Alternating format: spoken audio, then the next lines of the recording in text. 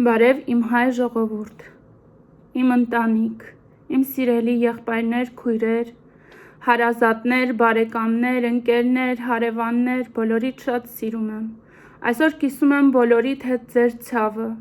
սակայն ունեմ այսօր մի ուղերձ պատգամ Տիրոջից,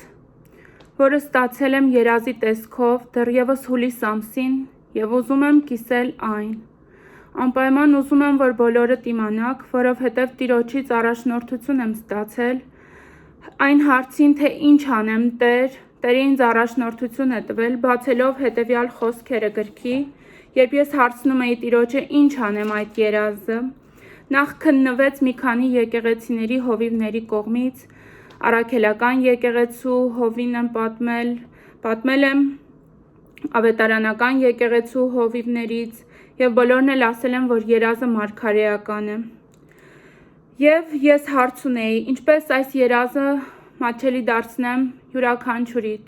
Սիրում եմ ձեզ իմ հայ ժողովուրդ, սիրում եմ յուրաքանչյուրիդ։ Եվ այստեղ պատասխան էր տրված, Աստծու պատասխանը ամբակումին, բացվեց ամբակումի մարգարեությունը։ Ասեմ, որ իմ Աստվածաշունչը գնել եմ Սուրբ Գրիգոր Լուսավորիչ եկեղեցուց, Մայրաթոր Սուրբ Էջմիածնի հրատարակությունն է, որպեսզի որևէ մեկը չիմանա, որ ես ինչ-որ այլ գրքից եմ կարդում։ Բացվեց ինձ համար ամբակումի մարգարեությունը և այստեղ գրված է Աստծու պատասխանը։ Պատասխանեց ինձ Տերը և ասաց. «Պարզորոշ գրիր այդ տեսիլքը տախտակի վրա, որպեսզի ով որ կարդա, համարձակ կարդա, որովհետև տեսիլքիդ կատարման համար տակավին ժամանակ կա։ Այն կծագի անպայման և ոչ իզուր տեղը, բայց եթե ուշանա, համբերիր, որովհետև ինչ որ պիտի գա, կգա և չի ուշանա»։ Այս երազը շատ ինձ համար ամենայն մանրուքներով էր, երբ արթնացա, բոլոր մանրուքները, գույները, ամեն մի խոսքն էի հիշում և ես պատմում էի բոլորին, ում հանդիպում էի։ Երազիցս 2 շաբաթ հետո, երբ Տավուշի վրա հարձակում եղավ, ես ինչպես հայրենասեր մեկը, սիրելով իմ հայրենիքը, միշտ աղոթում եմ իմ հայրենիքի համար, իմ ժողովրդի համար, իմ աղոթքներում միշտ հիշում եմ։ Ես աղոթում էի իմ ժողովրդի համար և խնդրում էի Տեր ողորմա իմ ժողովրդին և այդ պահին ես լսեցի Տիրոջ ձայնը, բազմիցս լսել եմ Տիրոջ ձայնը և արդեն ճանաչում եմ և Տերն ասեց. «Էլ ավելի վատ է լինելու», շատ հստակ էր ձայնը։ Միանգամից սառեցին խոսքերը բերանումս, այլևս չկարողացա աղոթել։ Եվ այդ ժամանակ լսեցի, ինչ է ասվում հաջորդաբար, ասվեց. «Մինչև ազգովի չապաշխարեն»։ Էլի ես շատ անհանգստացած էի, որովհետև Տիրոջ ձայնն էի լսում և արդեն 2 շաբաթների ընթացքում դա երկրորդ անգամն էր ու ինձ համար շատ պատասխանատու պահ էր, ինչ անեմ, ինչպես անեմ, ինչ է նշանակում սա, այս երազը ով կմեկնաբանի, այս տեսիլքը ով կմեկնաբանի և ես չէի պատկերացնում, որ ամեն ինչ այսքան արագ կկատարվի։ Երազս հետևյալն է, ասեմ, որ աղոթքիցս 2 ամիս հետո, սեպտեմբերի 27-ին սկսվեց պատերազմը։ Դրա համար ես շատ անհանգիստ էի, քանի որ չգիտեի Տիրոջ ժամանակը ինչքան է։ Ես չգիտեի ոչինչ ժամանակի մասին։ Դրա համար սկսեցի հարց ու փորձ անել հավատացյալ ժողովրդին։ Եվ հիմա պատմեմ ձեզ երազս։ Երազիս մեր շատ սիրելի Մասիս Սարի, Մասիս Սարը բոլորս տեսնում ենք, Մասիս Սարի ոչ թե լանջին էի, ոչ թե գագաթին էի, այլ մեջտեղի հատվածում էի։ Հավաքված էին իմ բոլոր մտերիմները։ Այդտեղ բոլորը աշխարհիկ զրույցներով էին բռնված, քննարկում էին երաժշտություն, և այդ երաժշտությունը շատ հետաքրքիր երաժշտություն էր։ Երաժշտություն էր, որը իմ սիրելի մարդու կողմից էր գրվել։ Բայց երբ որ ես լսում էի այդ երաժշտությունը, իմ ամբողջ մարմինը սառում էր։ Ես ասում էի, սա ինչ երաժշտություն է, Սա ոչ աշխարհի երաժշտություն է, սա երկնային երաժշտություն է։ Ու այդպես բոլորի հետ զրույցի բռնված հասկանում էի, որ ես պետք է դուրս գամ այդտեղից, դուրս գամ մարդկանց միջից։ Ես դուրս եկա, մտա խրամատ։ Խրամատը ծածկ ուներ, փայտյա ծածկ ուներ։ Այդ փայտերի արանքից լույս էր ներթափանցում։ Նախասեմ, որ Մասիս Սարի երբ որ վրա էի, տեսնում էի ամբողջ Հայաստան աշխարհը։ Իր ամբողջ գեղեցկությամբ, արևոտ գեղեցիկ լուսավոր օրեր։ Տեսնում էի ամեն մի սարի եզրագիծը, տեսնում էի ամբողջ իր գեղեցկությունը Հայաստան աշխարհի։ Եվ երբ մտա խրամատ, դեռևս աջ կողմում, խրամատի աջ կողմում լույս էր։ Իսկ խրամատի ձախ կողմում տեսա իրիկնաժամ էր, մութ էր արդեն ձախ կողմում։ Տեսա քանդված տներ, տեսա մրոտ շորերով մարդկանց եւ ամեն մի քանդված տան դիմաց կանգնած էր մի ընտանիք։ Ես տեսնում էի հորը, մորը եւ զավակներին եւ լսում էի Աստծո ձայնը, ու ընտանիքի անունն էր տալիս եւ ասում. այս ընտանիքը հոգին վաճառել է սատանային։ Ես շարժվում էի առաջ եւ էլի ընտանիք էի տեսնում, քանդված փլատակների մոտ կանգնած իրենց դարպասների շեմին ընտանիք եւ էլի լսում էի Աստծո ձայնը. այս ընտանիքն էլ է հոգին վաճառել սատանային։ Տեսնում էի զավակներին եւ ծնողներին միասին կանգնած։ Աջ կողմում իմ հայ ժողովուրդն էր, իմ իմացած բոլոր ծանոթները, բարեկամները, կային եւ շատ անծանոթ մարդիկ, ես հասկանում էի, որ դա իմ ժողովուրդն է։ Իդեպ ասեմ, որ իմ ընտանիքն էլ էր այդ ժողովրդի մեջ։ Իմ զավակը միջնեկ որդիս հարցրեց. մամ, ինչի ես մտել այդ նեղ տեղը, այդ նեղ խրամատը։ Ես ասեցի մտել եմ, որ դուք փրկություն ունենաք։ Ես քայլում էի խրամատով, մութ էր, ամբողջ գորշություն։ Ներողություն եմ խնդրում, հուզվում եմ։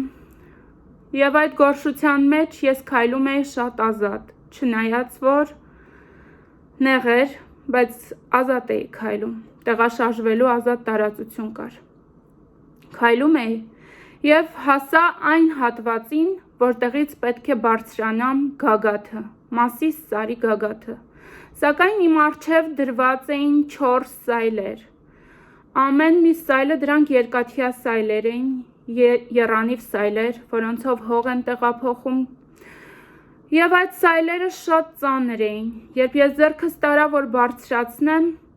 դրանք ինձ թվում էին անասելի ծանր, ու ես չկարողացա բարձրացնեմ։ Տեսա աջ ձեռքումս ափիս լայնությամբ հաց, որը որ փայլում էր։ Ինքը ամբողջ լույս էր հացը եւ փայլում էր, ոսկեզոծ փայլերով էր փայլում։ Ու ամբողջ այդ մթությունը միայն լուսավորվում էր հացի լույսով։ Ես շատ հանգիստ խաղաղությամբ ուտում էի հացը եւ շատ անպատմելի խաղաղ էի։ Ուտում էի հացը եւ մյուս ձեռքով վերցնում էի սայլը։ Երբ սայլը բռնում էի, գիտեի դրա ծանրությունը։ Բայց երբ հացը կծում էի,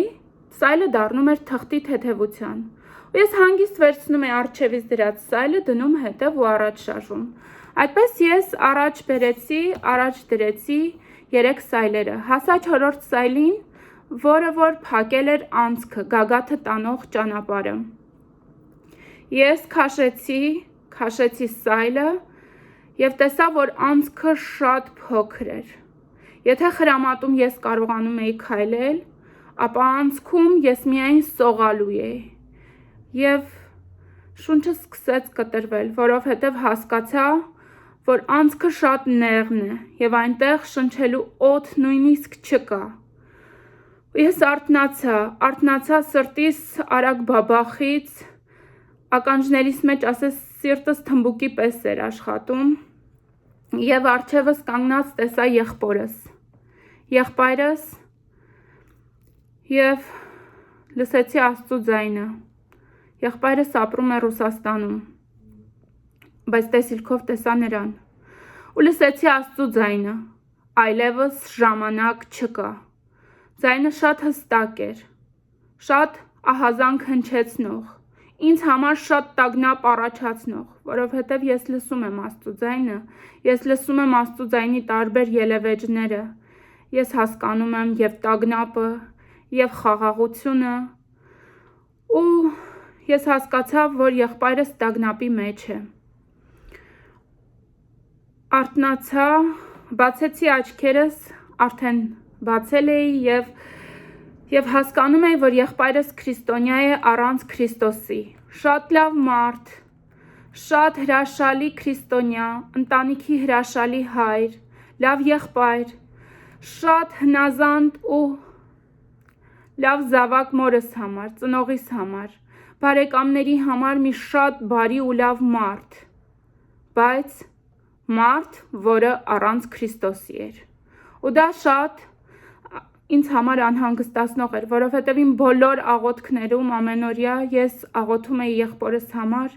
աղոթում Տեր ողորմա եղբորս, որ դարձի գա ու փրկություն ունենա։ Եվ ես հասկացա, որ եղբորս պետք է այդ ամենը, այդ երազը պատմեմ։ Ես ամբողջ օրը աղոթեցի, որովհետև եղբայրս չէր ուզում ընդհանրապես Աստծու խոսք լսել, փակ էր, բոլոր Աստծու խոսքի համար բոլոր ճանապարհները փակ էին։ Ամեն անգամ ասում էր քույրիկս, ես քեզ շատ եմ սիրում, բայց խնդրում եմ, քո հոգևոր գործերին ինձ մի խառնիր։ Ես շատ աղոթեցի, խնդրեցի, որ Տերը բացի եղբորս ականջները, հոգու պատուհանները, բացի սիրտը, բացի աչքերը, բացի հոգու աչքերը, սրտի աչքերը, որ եղբայրս կարողանա ընդունակ լինի լսելու։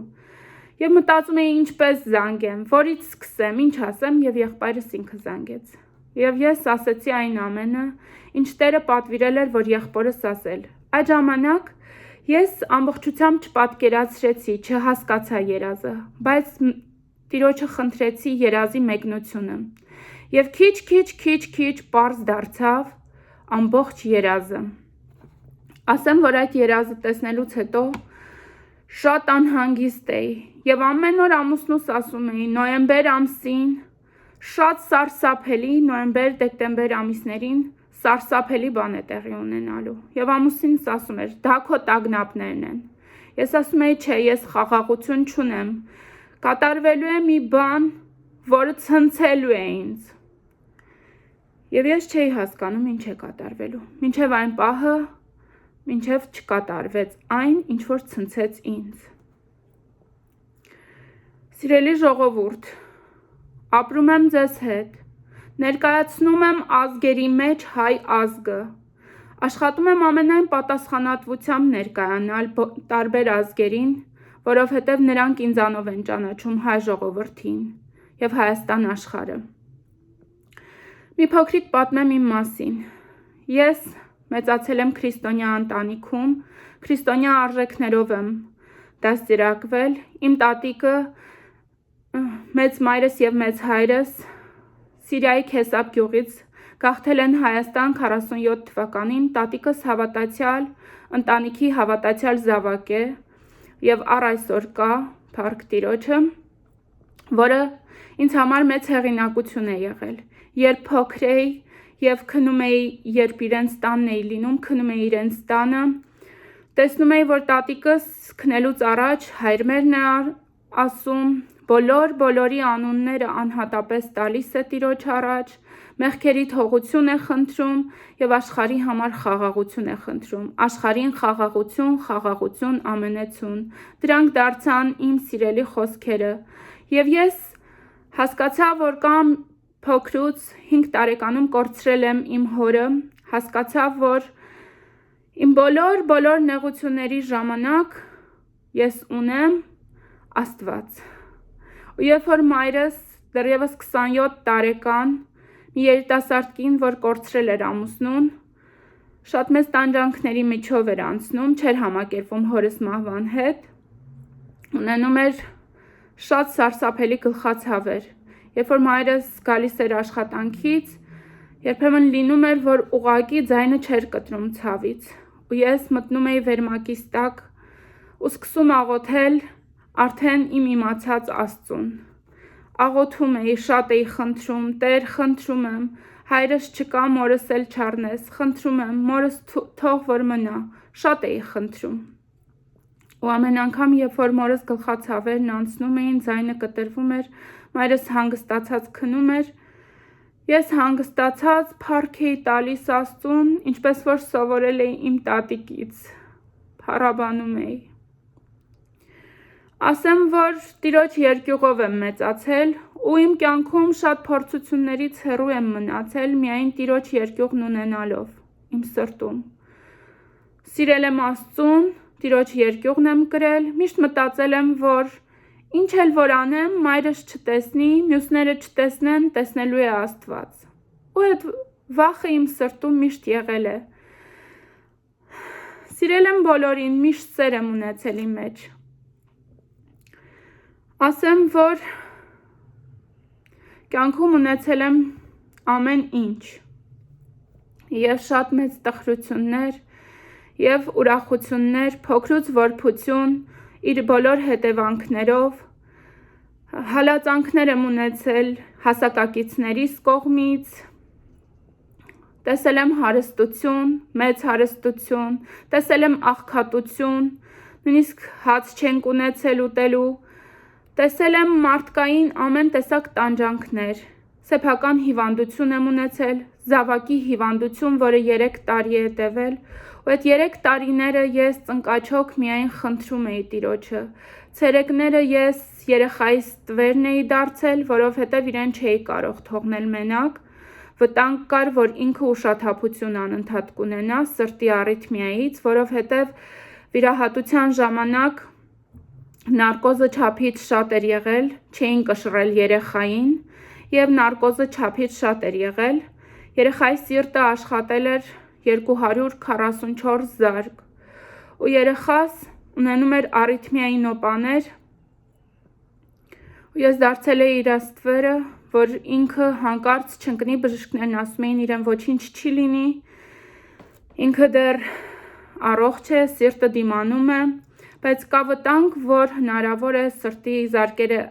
196 զարկից ավել լինի, որը որ հաճախ էր, օրը 3 անգամ, և երեխան պարզապես ընկնի և տրավմայից իրեն վնաս հասնելով կյանքին վերջ տրվի։ Ու երբ որ երեխաս ունենում էր առիթմիայի նոպաները, ես չէի կարողանում ոչ մի բան պատասխանել, ասում էր մամա ես մեռնելու եմ, դա ինձ համար մահ էր,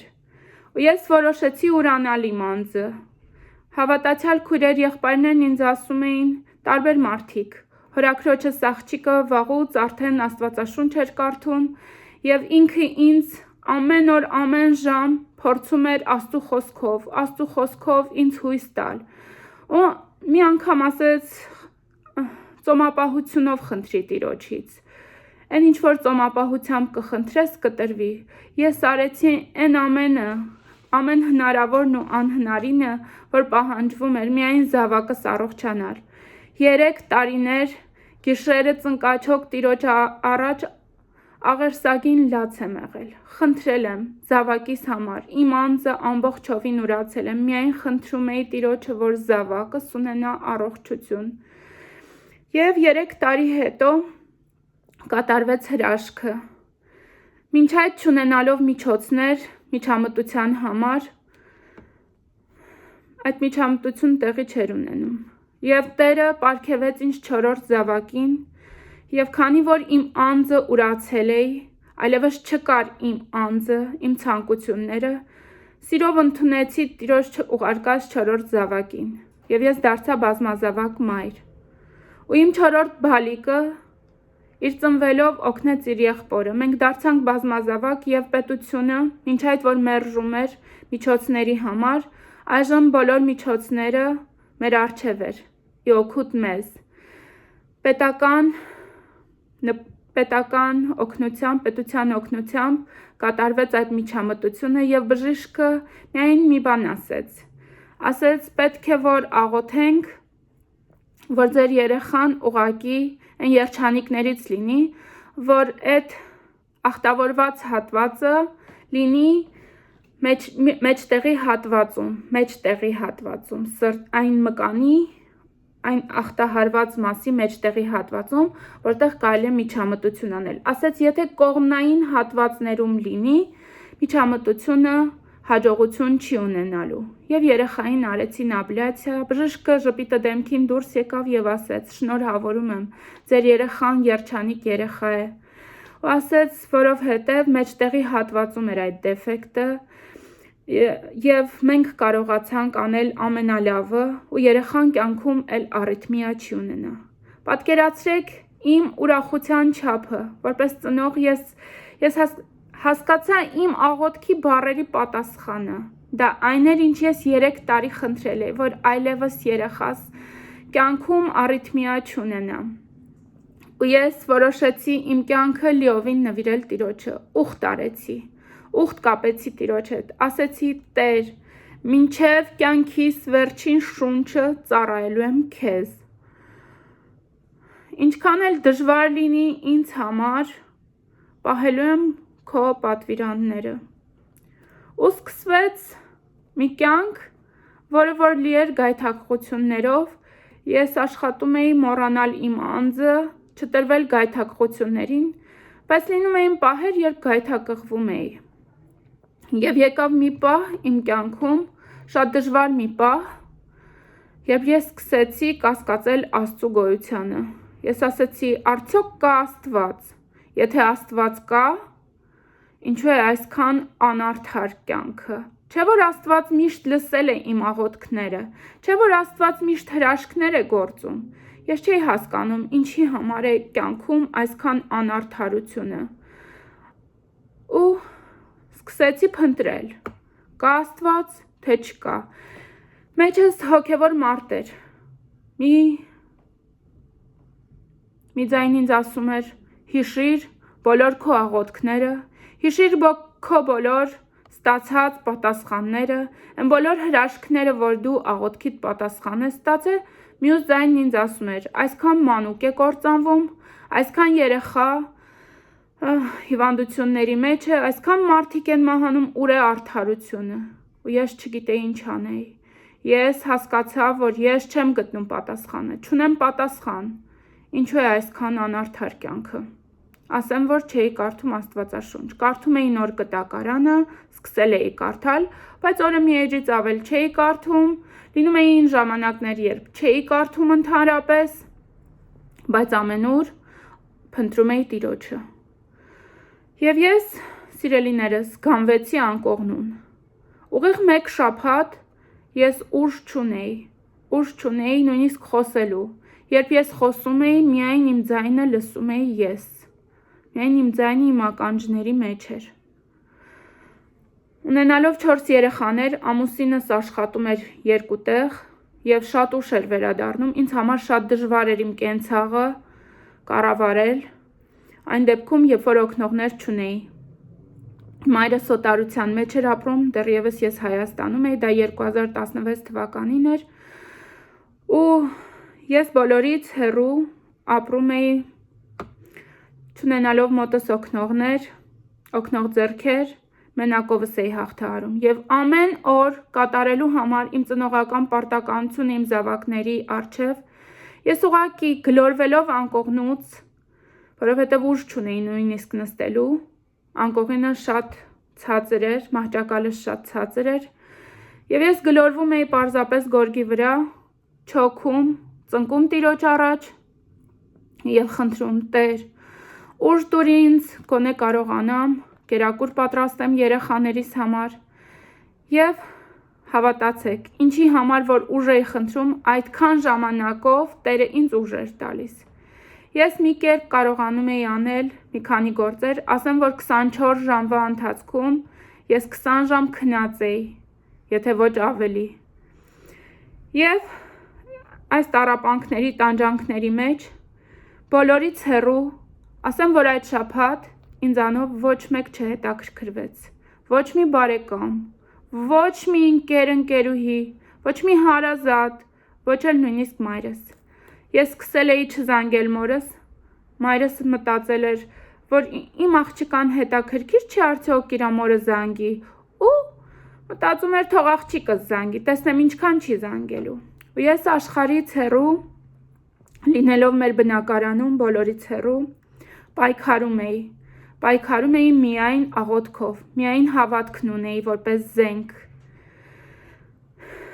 Հավատացեք, հիշում էի իմ բոլոր աղոթքների պատասխանները, որոնք հրաշքներ են։ Ես մեկ այլ տեսանյութով կանդրադառնամ մյուս հրաշքներին էլ անպայման։ Բայց այսօր ես ուզում եմ պատմել Տիրոջ հրաշքի մասին, ինչպես Տերը երևաց ինձ։ Եվ քնելուց առաջ, վերջին օրը, 6-րդ օրը քնելուց առաջ, ես ուղղակի կծկված, չգիտես ինչու միտք առաջացավ։ Կծկված էի և միտք առաջացավ Երանի Հիսուս Քրիստոսին տեսնեմ։ Սարսափեցի այդ մտքից։ Սարսափեցի, որովհետև մեռնել չէի ուզում։ Իմ մարդկային գիտակցությունը ասում էր, որ երևի մեռնելուց միայն պետք է Հիսուս Քրիստոսին տեսնեմ, ու ես էլ ավելի կուչ եկա, խնդրեցի Տիրոջ, ասեցի Տեր, խնդրում եմ, մեռնել չեմ ուզում։ Հաջորդ առավոտյան էլի արթնացա, կիրակի օր էր, ամուսինս տանն էր, և ես ուղղակի գնումների էր գնացել, և որպեսզի կատարեմ իմ պարտականությունները, նորից վեր կենամ, կերակուր պատրաստեմ, ուղղակի ծնկաչոք նորից խնդրեցի Տիրոջը ուժ, որ կարողանամ պարզապես քայլել։ Մի կերպ հասա խոհանոց, հասա լվացարանի մոտ, որտեղ որ ամանների կույտ էր, որովհետև ամեն բան իմ վրա էր, ամեն աշխատանքը ես էի անում, միայնակ, և հենվեցի, տեսա իմ անզորությունը, որ ոչինչ չեմ կարող անել, աղջիկս 2 տարեկան էր, և ես ուր գնում էի, փեշս բռնած, հետևիցս գալիս էր, կանգնած էի խոհանոցում, լվացարանի առջև, և զգացի, որ շունչս կտրվում է։ Շունչս կտրվում էր, և մարմինս սկսեց սառել, վերջույթներս, և ես զգացի, որ մարմինս սկսում է սառել, շատ տագնապ անցավ սրտովս, մտքովս, հոգովս, մարմնովս, ես չէի հասկանում ինչ է կատարվում, բայց հասկացա, որ գերեզմանի սառնությունն եմ զգում, ու սարսափ տիրեց իմ մեջ։ Հիշեցի հորս, որ տանից դուրս եկավ, լիարժեք, լիովին առողջ մի մարդ, որը որ ավտովթարից այլևս տուն չվերադարձավ։ Ու այդ պահին հասկացա, որ ես հաջորդ պահիս տերը չեմ։ Հասկացա, որ 4 զավակներս մնալու են անտեր։ Ես ձեռքերս պարզեցի վեր, ու ինչքան որ ուժ կար մեջս, ասեցի Տեր, իմ կյանքը քեզ։ Ուզեցի մի վայրկյան առաջ զավակներիս հանձնեմ Տիրոջս։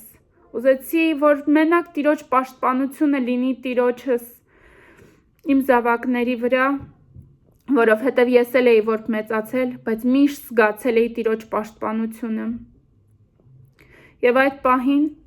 ասեցի իմ կյանքը քեզ, զավակներս քեզ, ընտանիքս քեզ, շատ արագ ասեցի։ Այդ պահին խոհանոցի պատը վերացավ իմ աչքի առաջ։ Տեսնում էի միայն սպիտակ, վառ սպիտակ ամպեր, շատ վառ, լուսավոր, տակը ձեռքերիս երկարությամբ գլաններ էին, ոսկեզոծ, ամբողջ ոսկի, փայլում էին այդ գլանները, և այդ գլանները ամպերի տակ, իրար կպած, ամպերի նման դանդաղ շարժվում էին դեպի ամպերի տակ, ոնց որ դեպի անսահմանություն։ Նայում էի ամպերին, մեջս զորություն էր լցվում։ Մինչ այդ 1 շաբաթ ուժ չունեի, նաև ոչ միայն ինչ-որ մի բան անելու, նաև խոսելու։ Ես զգում էի, որ զորություն է լցվում մեջս, ուրախություն, անսահման ուրախություն, անսահման զորություն։ Վայրկյանների ընթացքում ես դարձա զորություններով լցված մի մարդ։ Ուզում էի պարեի,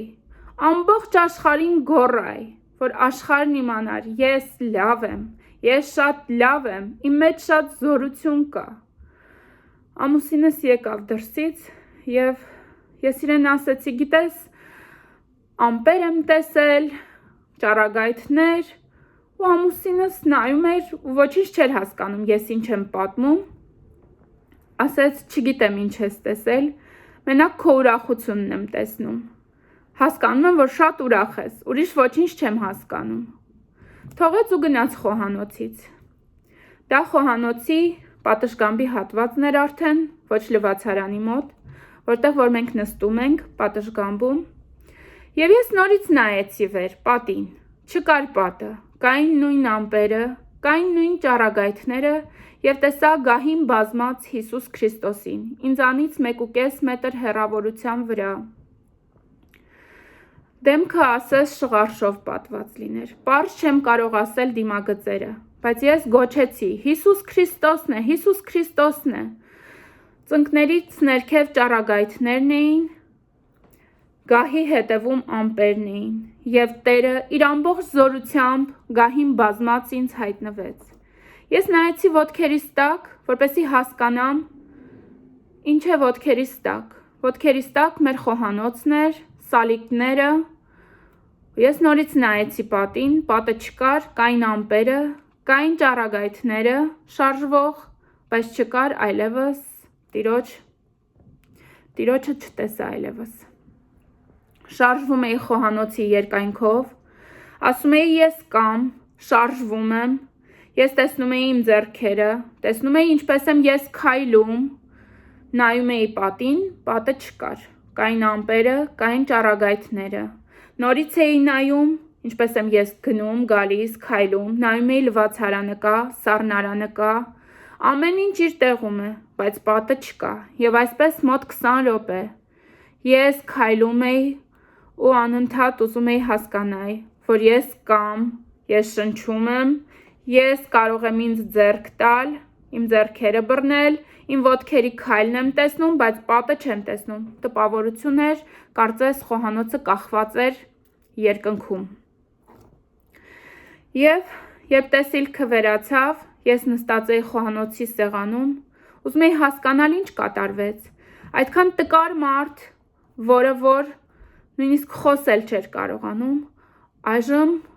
այնքան սեր կա մեջը, այնքան զորություն, որ ես հասկանում եմ, որ ես պատրաստ եմ աշխարհին սիրել։ Իմ մեջ այնքան սեր էր լցվել, որ ամբողջ աշխարհին դա բավարար էր։ Ես սկսեցի պատմել մարդկանց։ Ուզում էի, նախ որոշեցի չպատմել։ Մտածեցի, մարդիկ կմտածեն ես ցնորված եմ։ Հետո չգիտես ինչու վերցրեցի Աստվածաշունչը, ասեցի կարդամ։ Հետո մտածեցի, որ հոգևոր քույր ունեմ, հորաքրոջս աղջիկը, ինքը ինձ պատասխան կտա։ Ասեմ, որ Եհովայի վկա գործընկերուհի էլ ունեմ։ Սկզբում զանգեցի իրեն ու ասեցի, գիտես, որ տեսել եմ Հիսուս Քրիստոսին։ Ասեց, մենք այսքան տարիներ աղոթում ենք, բայց որևէ մեկը չի ասել, որ Հիսուս Քրիստոսին է տեսել։ Ասեցի, լավ։ Զանգեցի հորաքրոջս աղջկան և նա ասաց, Ռուժ ջան ասեց, այն ինչ որ դու տեսել ես, գրված է Աստվածաշնչում, բացիր և կարդա։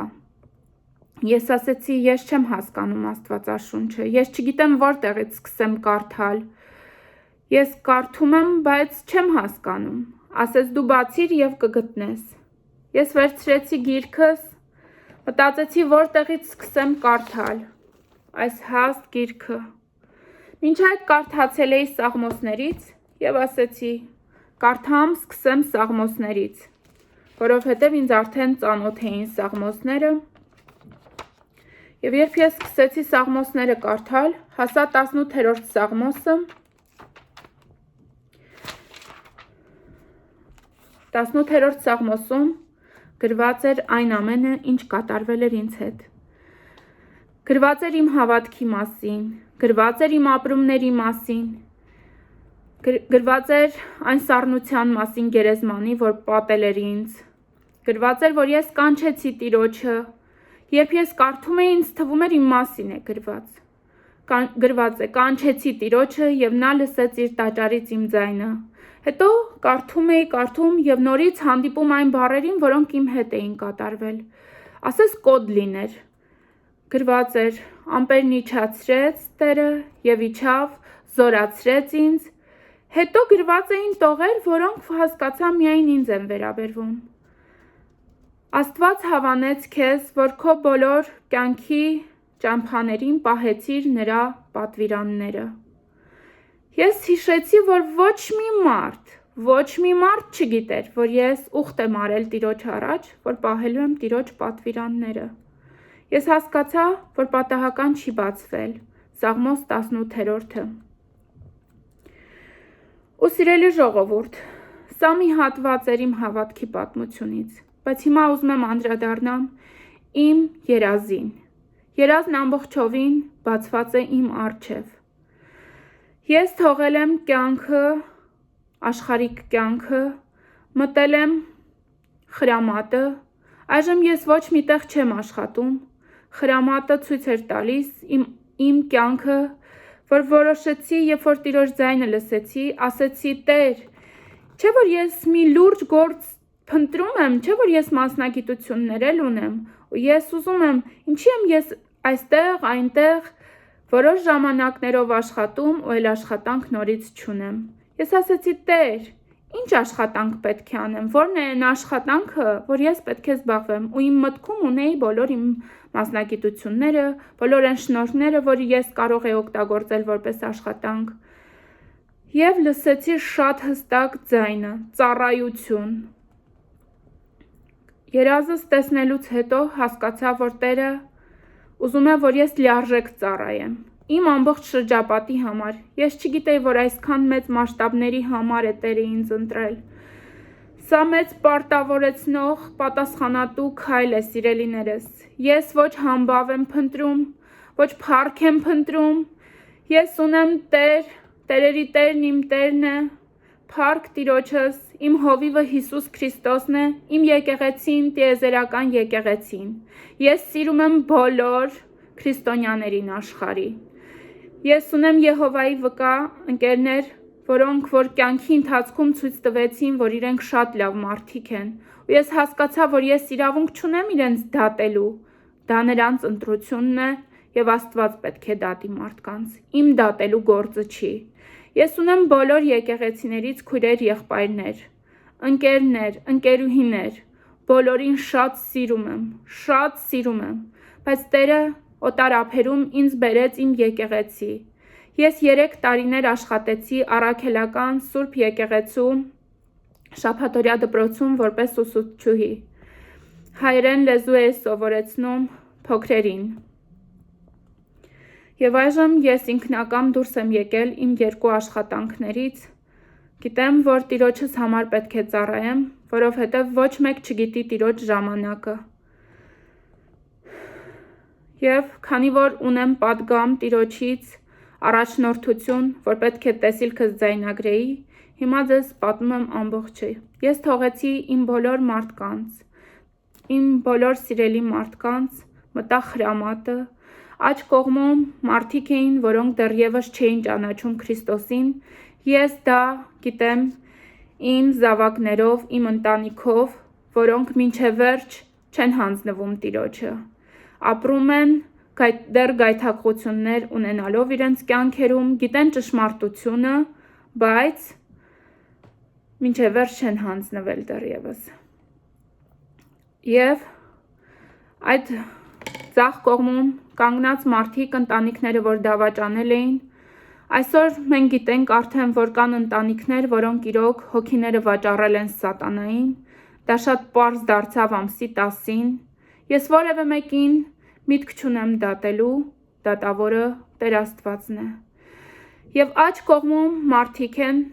որոնք դուք եք սիրելիներ, իմ հայ ժողովուրդը, իմ ընտանիքը, իմ քույրեր, եղբայրները, իմ ընկերները, հարևաններս, հարազատներս, գործընկերներս, աշակերտներս, իմ սիրելի ծնողները, բոլորդ, սիրում եմ ձեզ, բայց խնդրում եմ, ուշադիր լսեք, Քրիստոսի մեծագույն սիրով եմ ձեզ ասում, այնինչ ասում եմ, իմ մեջ սեր կա ամբողջ աշխարհի համար, բոլորիդ շատ սիրում եմ, իմ անձը մի կողմ եմ դրել, Միգուցե ընդունելի լինի ձեր կողմից, ընդունելի չլինի, հավատացեք, ես ապրում եմ Տիրոջով, իմ ուրախությունը Տիրոջից է, իմ սրտի խաղաղությունը Տիրոջ Սուրբ Հոգով է, եւ ես այսօր այն ամենը, ինչ որ անում եմ, Տիրոջ փառքի համար եմ անում, որովհետեւ ուխտ եմ արել, մինչեւ վերջին շունչս ծառայելու եմ քեզ։ Սիրելիներս, երբ ձեռքիս հացն էր ու փայլում էր հացը լույս էր տալիս, Տիրոջ խոսքը դա հացն է։ Աստվածաշնչում գրված է, որ սատանան Քրիստոսին տարավ անապատ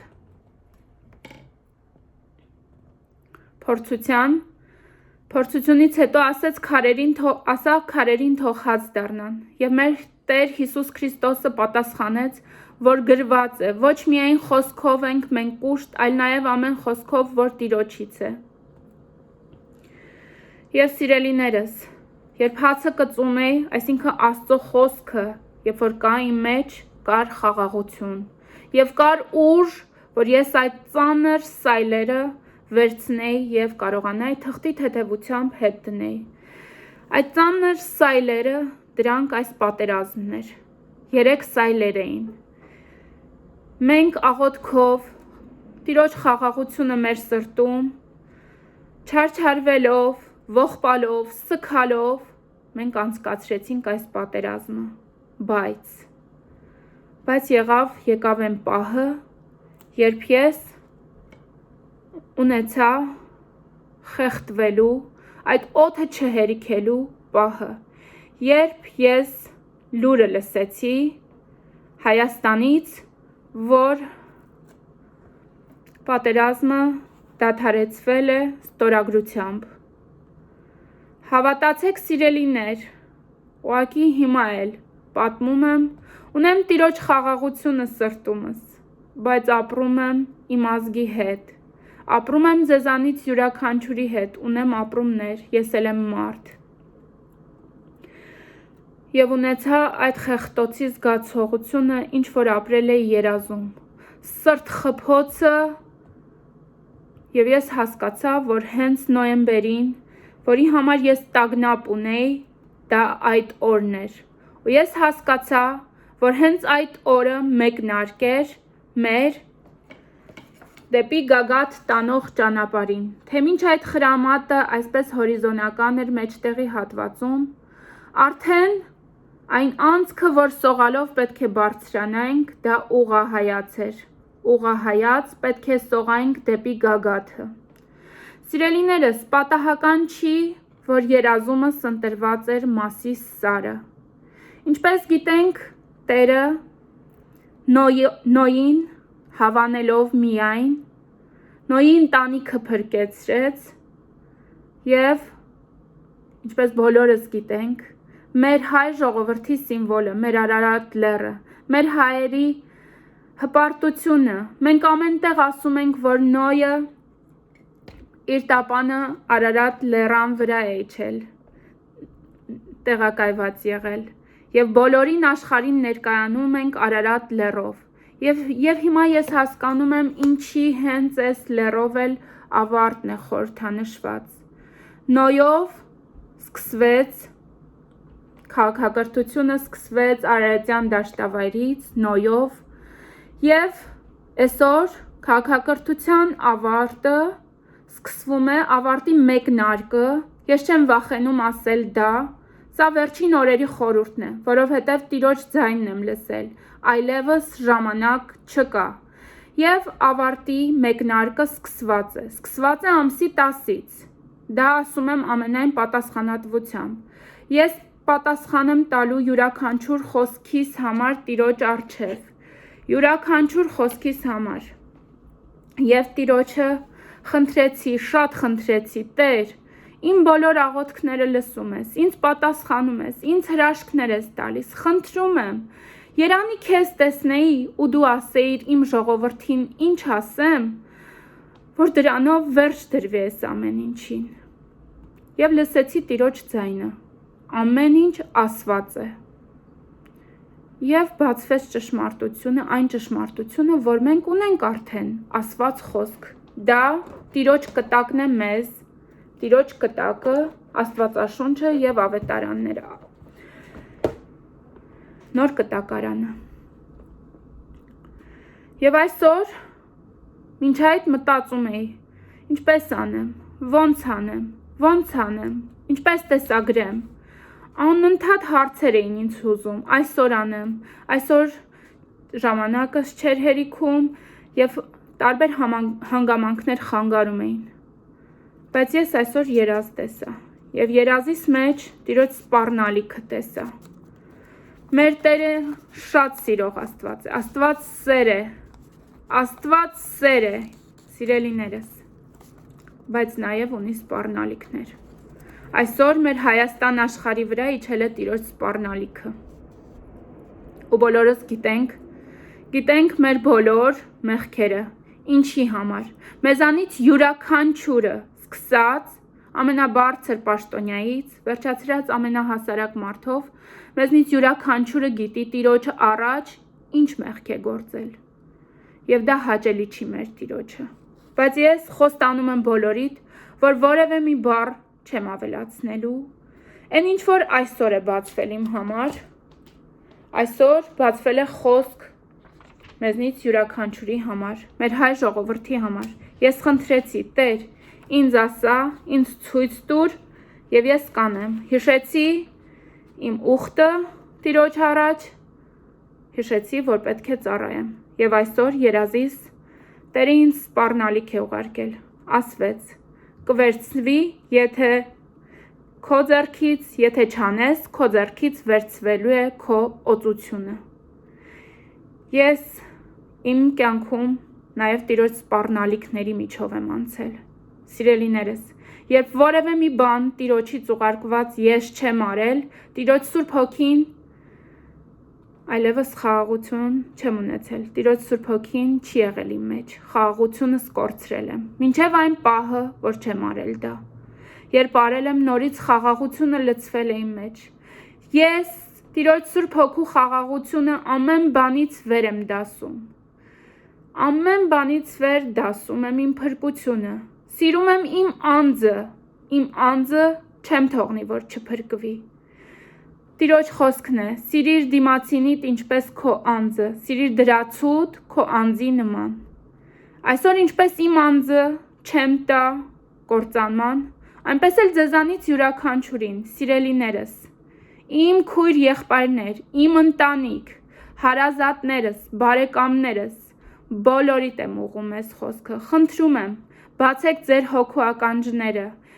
Տիրոջ Սուրբ Հոգուն թույլ տվեք գործի ձեր կյանքում։ Թույլ տվեք Աստված ձեր կյանքում անի այն, ինչի համար, որ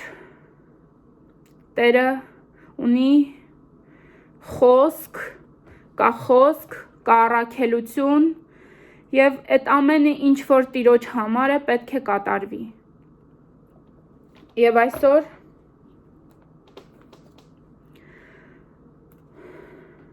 ուղերձ եւ ողջույն այսօրվա համար։ Պողոս Առաքյալի թուղթը Հռոմեացիներին։ Ինչպես խոստացա, ոչ մի բառ չեմ ավելացնելու, ամեն բան արվելու է Քրիստոսի ավետարանով։ Ես Տիրոջ ծառան Ռոզաննան ուզում եմ ծառայել ձեզ Տիրոջ փառքի համար, որովհետև կարդում եմ Պողոս Առաքյալի թուղթը Հռոմեացիներին առաջի գլխի 16-րդ խոսքը, որովհետև ամոթ չեմ համարում ավետարանելը, քանի որ այն Աստծու զորությունն է ի փրկություն բոլոր հավատացյալների, նախ հրեայի, ապա եւ հեթանոսի, որովհետև Աստծու արդարությունը, որ հավատից է, հավատի համար է հայտնվում, ինչպես որ գրված է, թե արդարը հավատով է ապրելու։ Մարդկությունն առանց Քրիստոսի, եղբայրս, որ տեսիլքի մեջ հայտնվեց որպես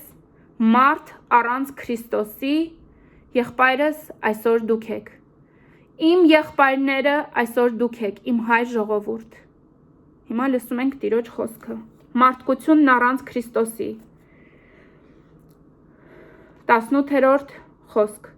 Արդարև Աստծու բարկությունը երկնքից հայտնվելու է մարդկանց ամբողջ անհավատության և անիրավության վրա, քանի որ նրանք ճշմարտությունը անիրավությամբ են բռնած պահում։ Ինչ որ կարելի է իմանալ Աստծու մասին, հայտնված է նրանց, առանց Աստված ինքը, քանզի Աստված ինքը հայտնեց այն նրանց։ Արդարև ի սկզբանե աշխարհի Աստծու աներևույթ հատկությունները այն է նրա մշտնջենավորությունը և զորությունը և աստվածությունը, իմանալի կերպով տեսանելի են նրա ստեղծածների մեջ։ Այնպես որ ամենևին արդարանալ չեն կարող, որովհետև ճանաչեցին Աստծուն, բայց իբրև Աստված չփառավորեցին կամ գոհություն չմատուցեցին նրան, այլ իրենց մտածումների մեջ նանրացան և նրանց սրտերը անմտությամբ խավարեցին, իրենք իրենց իմաստունների տեղ էին դնում և հիմարացան, և անեղծն Աստծու փառքը փոխեցին, այն նմանեցնելով մարդու եղծելի պատկերի և թռչունների և չորքոտանիների և սողունների,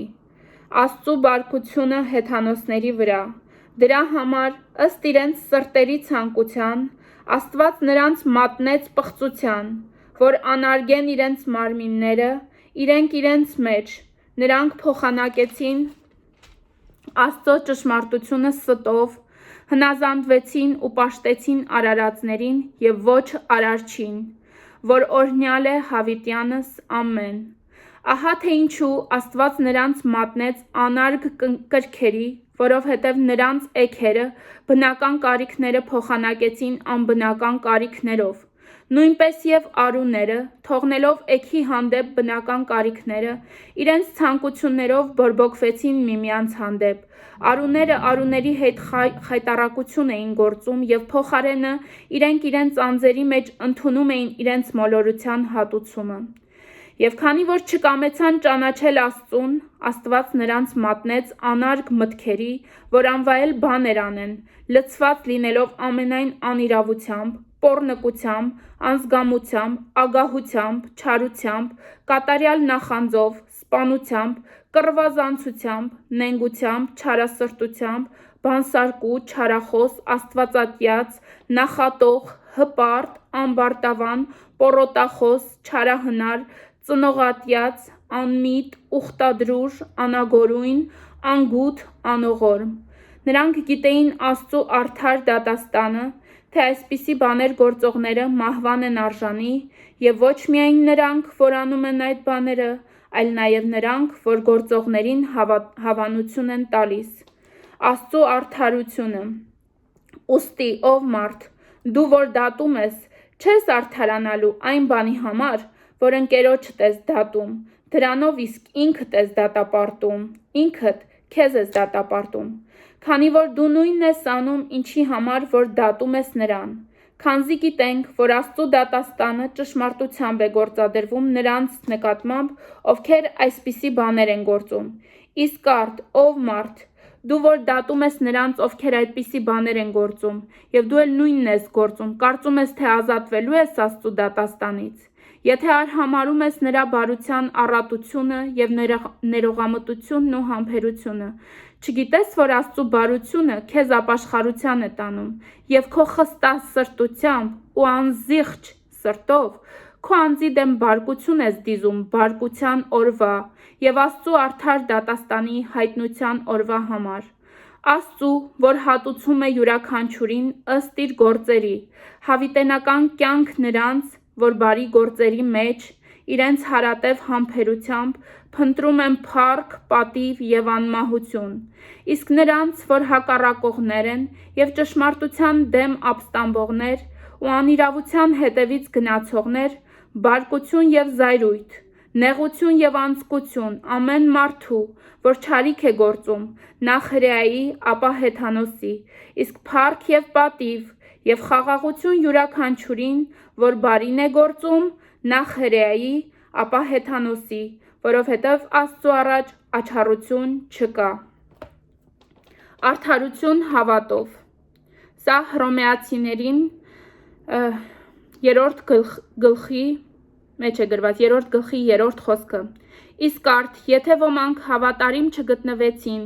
միթե նրանց անհավատությունը Աստծու հավատարմությունը խափանեց, քավլիցի։ Արդ թող Աստված ճշմարիտ լինի, իսկ ամեն մարդ սուտ, ինչպես որ գրված է, թե արդար լինես